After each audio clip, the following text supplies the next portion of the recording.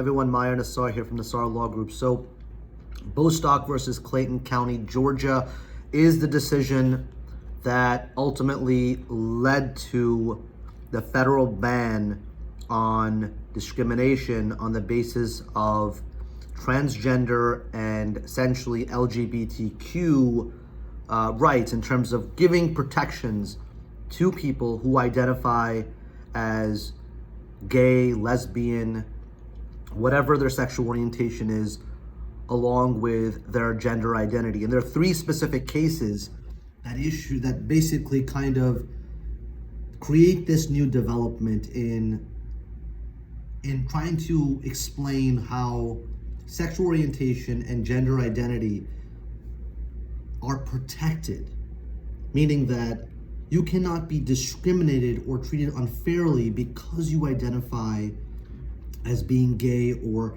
because you have changed your sexual identity.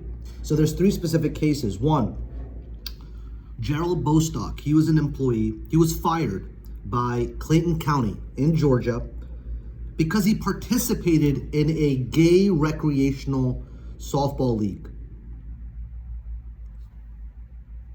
Donald Zarda, he was fired because he had mentioned that he was gay.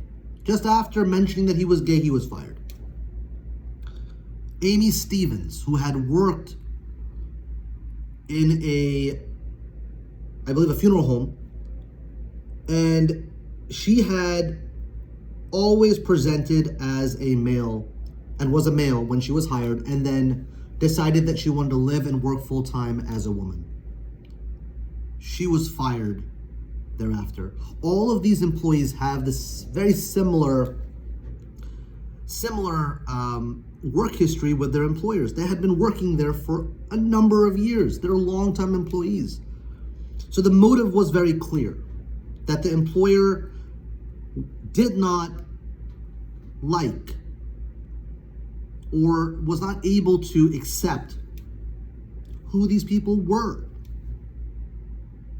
So this decision, on behalf of these three brave, courageous people who raised their claims and their attorneys who advocated on their behalf, has created new law to provide protections for people that identify their gender in a certain way or choose their sexual orientation and who they love and who they care about and what they're attracted to for themselves in their own way.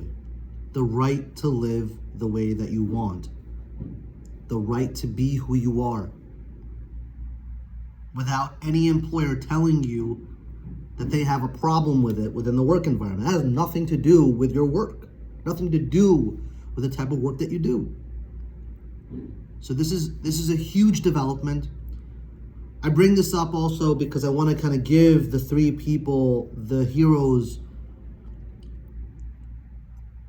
a moment to kind of recognize the courage that it takes to speak up when somebody is marginalized, is discriminated against, especially even when the law is against you. The law isn't even clear on this issue.